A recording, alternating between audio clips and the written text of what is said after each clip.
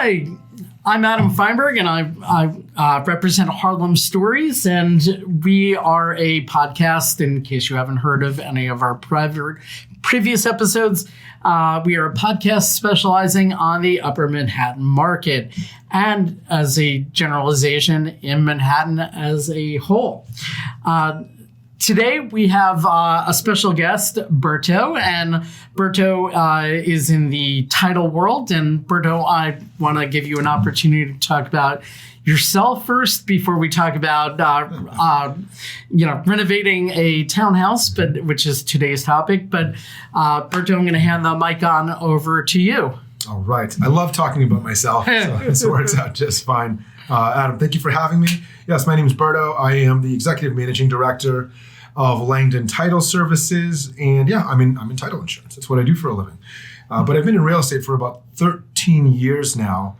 And you'd mentioned how I got into real estate. I guess you want me to go through that?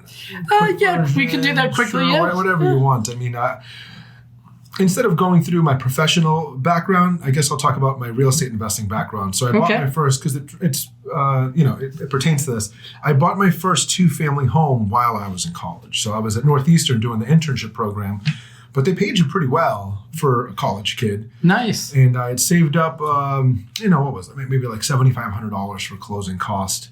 But back then, it was no money down. I got a no income, no asset loan. So they didn't check any W-2s or pay stubs, didn't check bank statements. I just needed to have a pulse. And I got 100% financing, and I bought my first two-family home. Ended up selling it, not making a lot of profit because the market crashed shortly after, but I got a taste for real estate. And throughout that time, we started flipping some contracts, which was great. So I made a profit on flipping contracts with friends here in Brooklyn. And then I saw, listening to a podcast as well about real estate, thought it was a good idea to get back into investing. And I bought two houses at the same time. One in Tampa, one in Denver. Those were my first two purchases, just because a newspaper article said top 10 cities for economic job growth. One was Tampa, number two was Denver. So I thought it was a good idea, and it was a great idea. And then eventually ended up buying a home in Newark, two-family in Bushwick, lake house upstate, a house in Miami, and of course the brownstone that we live in now. And I've also invested as an LP in larger projects with many developers. And you know what? I think we might even, ask you back, coming in for other episodes and talking about real estate investing. So. Sure. Let's do it. Awesome. All right. So you said that you have your current brownstone. Can you tell me a little bit about that and like how that came to be and your process and thinking in terms of purchasing a brownstone that was going to need quite a bit of work? Yeah, I think this is great for a lot of your clients who might be interested in having more space. They don't want to move to the suburbs, because I absolutely did not, but I also couldn't afford a $2 or $2.5 million home.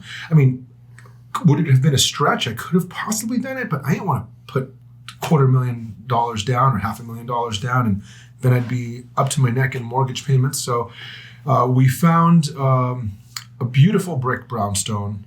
It looked like 3 apartments, but it had 4 mailboxes outside. So I don't know what they were doing inside. Yeah, we see a lot of that in Harlem. Yeah, exactly. And listen, if I was bootstrapping, like right out of college, the apartment was fine. I didn't need to renovate. It would have been okay, but it just okay at best, Gotcha. Very old house. It's about 110 years old. And, but obviously being in the industry, I know a lot of loan officers. I know about construction loans. I knew I'd qualify. I'd already checked. So it worked out great. We bought it for about $1.15 million.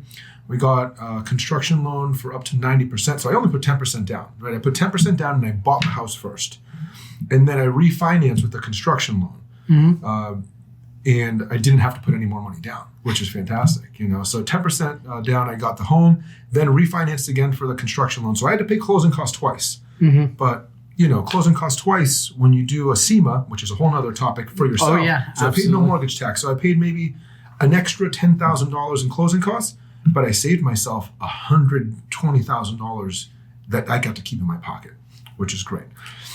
And just because you mentioned CEMA stands for Consolidation, Extension, Modification Agreement. Yep. And, CEMAs are a great way to minimize your closing costs in terms of it's the saving in mortgage tax. It's the mortgage tax. Wildly expensive in Right. New York.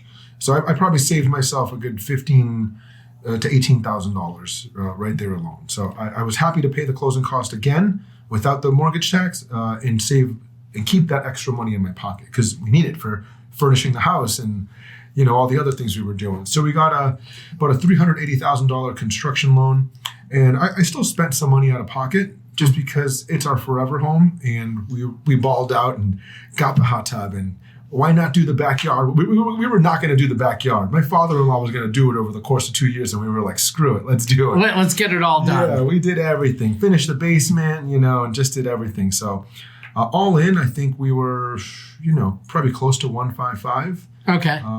But we refinanced into a 2% 30-year fix, and I don't care if it's fixed or not. I'll do an ARM any day. Right. Because you're never going to keep the loan for that long. That just happened to be the best rate at the time, and we appraised for $2 million.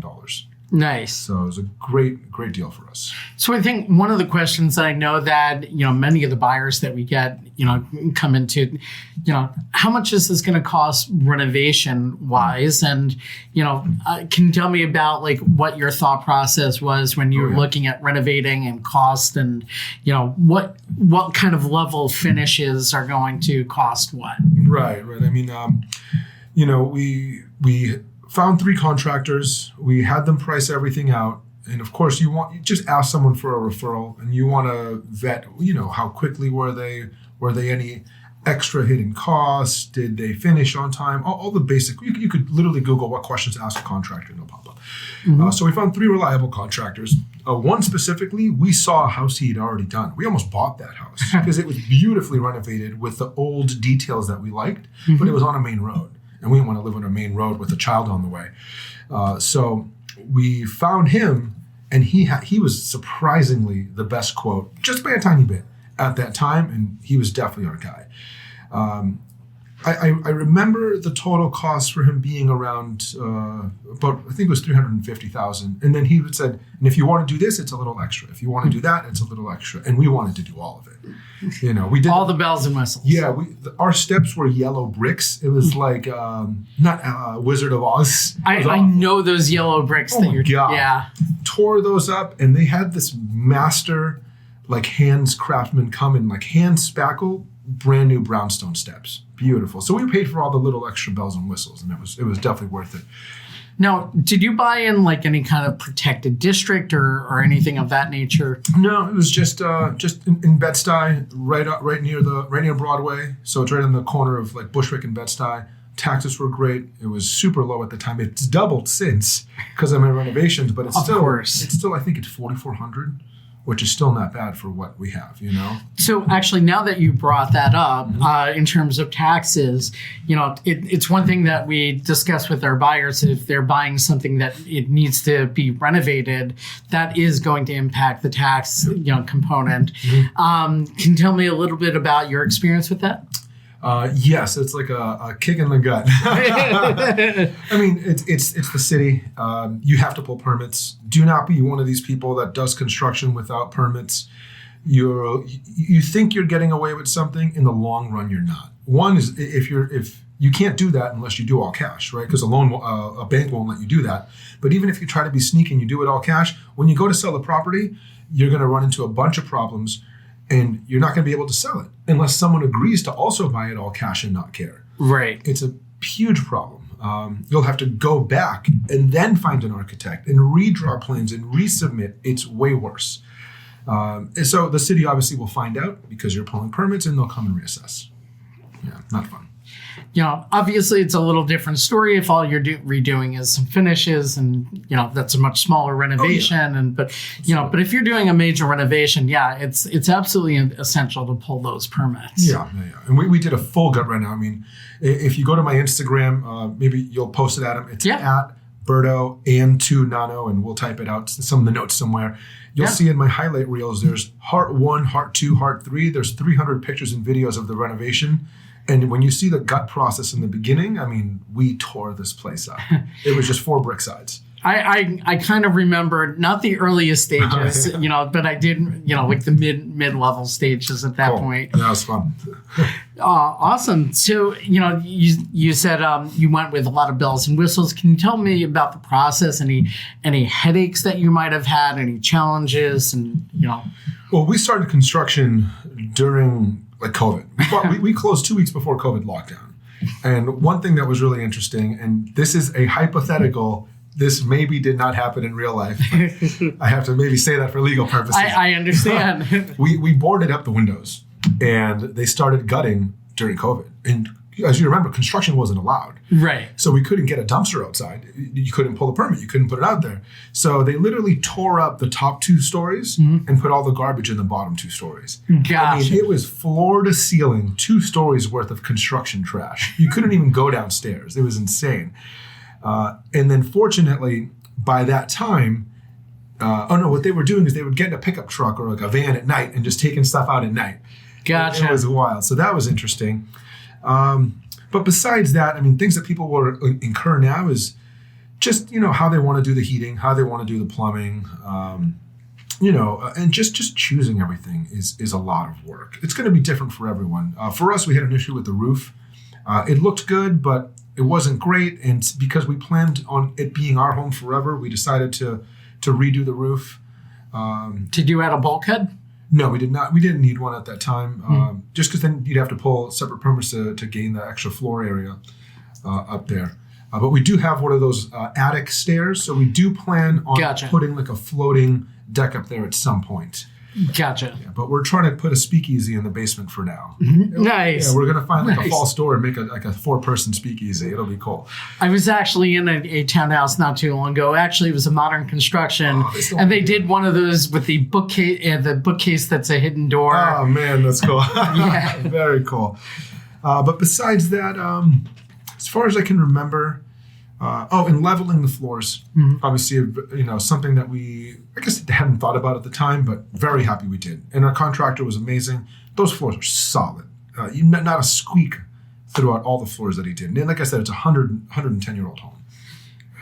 Gotcha. Understood. And, some of the more expensive things. So, like, if you have an existing townhouse and you want to put, the ductless, air conditioning systems, I know that it's expensive. It might have been quite a bit cheaper if you're doing a full gut job.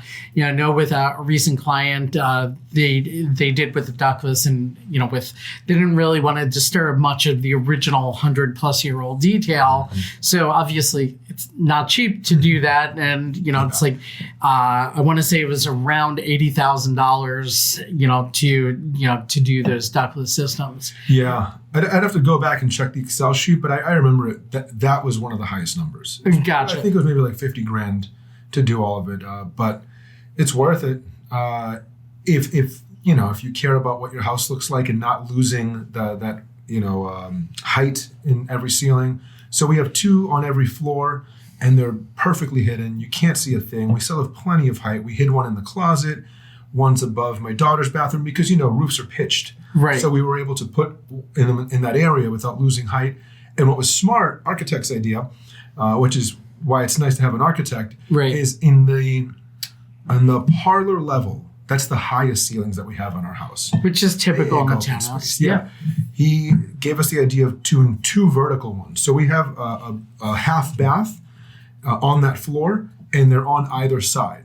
So we have our 2 heating and AC units are vertical, hidden in the walls. You can't see a thing. It's a genius idea. Nice. Yeah, looks great. Nice. And in terms of timing, I'm like, I know that these things don't necessarily happen all quick. You were doing it during COVID, or at least getting started in COVID. So, that's certainly a challenge that hopefully we won't have again in the future. Yeah.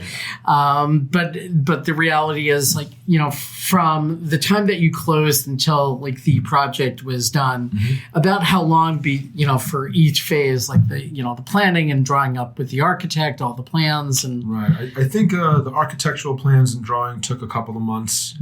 Just because there's revisions and you have to visit and things change a little bit. Demo, I think maybe took about 2.5 months.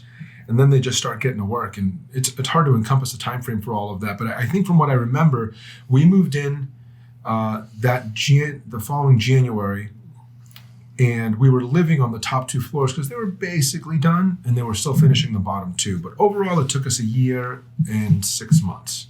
So a year and a half, maybe 8 months. I got to do the math. Okay. But that's fast. Yeah. For the roof, for 4 stories, for the basement, they redid the whole backyard. It was a concrete slab. Now it's not, and they redid the stairs in the front and fence and posts. I mean, they did a lot of work for 16 months. It was wild. Yeah, and it's just good, for the audience, for especially those that are considering buying a townhouse, getting a sense of how long renovation renovation can take. Yeah. And it can be significant, and it sounds like you were on a faster time frame despite the fact that you had COVID obstacles. Yeah, I mean, I'm not doing good math. 18 months is a year and a half. So it was 18 months. It was 18 months. But we were, listen, it's work. We showed up every week, and we were pushing them constantly, to get things done. Did you have a project manager? No, I mean, just us and the architect and the contractor would meet every week. Okay. And a lot of contractors, I think a lot of them are the same, unless maybe they're a younger generation than us. Every note they take, they're like, oh, I got it in my head. I'm like, that does not work for me. Because we would go back and they would forget. And this guy's fantastic. I love our contractor. He's amazing, but they got like 4 projects going on. How can you remember every detail? Architect recommended this. Maybe my wife did. Great idea. We had a shared notes on our iPhones between all 4 of us. Every walkthrough, we'd put the notes in there with the little checkpoints, and that way we knew what needed to be done, and the contractor could check them off, architect could check them off. I think, honestly, that little thing moved things along faster, quite a bit. So it was great. So, obviously, if you have a project manager, it can move things along a little easier. Mm-hmm. But, without a project manager, being a little bit more proactive, it does require a little bit more of an owner's time. Yeah. But I'm sure you can save quite a bit of money without having that project manager. Yeah, I think our architect offered that. And he helped a lot, but we didn't pay him for that service specifically. Gotcha. Yeah. And, I know when we first opened, you said, it was a 3-family, 4 mailboxes. Oh, yeah, something like that. Yeah. Did you need to change any classifications with the Department of Buildings? Nope. So it was legally a 2-family. Okay. And we kept it as a 2-family. Okay. I know that you're supposed to have a door that separates the 2 units. We did not. Inspector didn't say anything, which is great. And I just a quick story. They came in to finalize the inspection, and we had a hot plate in our architectural plans on the first floor apartment. And you're supposed to be able to pass as a kitchen with a electric hot plate. Sure. Inspector comes in, being a pain in the butt, just will not take it. He's like, you need a full working oven. I'm like, you got to be kidding me, because the house is done. I'm not ripping out a wall to put in an oven to get my thing. So I walk down the street. I know that there's an appliance store there, and I'm talking to the guys. I'm like, and I'm saying all this in Spanish. I'm like, listen, I know this sounds weird, but I need to borrow an oven. He's like, what are you talking about? And I'm like, I need to borrow an oven for like 2 hours. I gave him my idea. I was like, you hold this, because I'm coming back. You see me every day, right? Walking across here. I gave him $200 in a wheelie cart. I took the oven to my house. I put it in the laundry room. Inspector comes by, and he goes to check it. And when he says it needs to be working. Now, keep in mind, it's in my laundry room. There's a washer, dryer, and an oven. It's the stupidest looking thing you've ever seen. And when he goes to try to turn it on, I yell at him. I'm like, no, you can't walk into that room. He's like, what are you talking about? I'm like, I just put those tiles down. They're fresh tiles. You'll ruin our floors. Rolls his eyes, takes a picture from afar, walks out. We keep our 2-family C of O, and I wheel the oven back. It wasn't working. It wasn't even plugged in. I just left it there. So, yeah, I mean, obviously, I think that's a great analogy for, working with the DOB. Sometimes it's kind of crazy and chaotic. Yeah. Don't want to necessarily say anything bad there, but I've had my challenges with the DOB, managing a condo building, let alone, on a renovation where you're dealing with that. We've seen some, really crazy things. An important thing to note for timing is, if you do not move, and there's other criteria, but this is the main one. If you do not move where the plumbing is for the kitchens and the bathrooms, you can just do an alt 2. So even though we spent a ton of money and gutted this place for a year and a half, it was only considered interior alterations, which makes your permitting so much faster. And every kitchen is now where the bathroom is, and every bathroom is now where the kitchen is. So we swapped them for space, but the permitting saved us a ton of time and money. Yeah, there's all sorts of ways to, save time and money and complications in the process. And certainly working with the right architect and knowledgeable contractors, that really makes all the difference in the world in terms of these renovations. In terms of the DOB, like some of these things I can tell you, if you're looking at like 1 and 2 families, even more specifically 1 families, they're not as stringently applied, these standards, as if with 3 and 4 families. So once you start getting into the 3, 4 different plus family component, the DOB is going to certainly have much harsher scrutinies. Absolutely. Yeah, so that's certainly one thing that that we get into the component, and now that you're in the home, in terms of routine maintenance, I'm like, what have you given thought to? And things happen for sure. Right. One thing that I always forget to do is to change my air filters.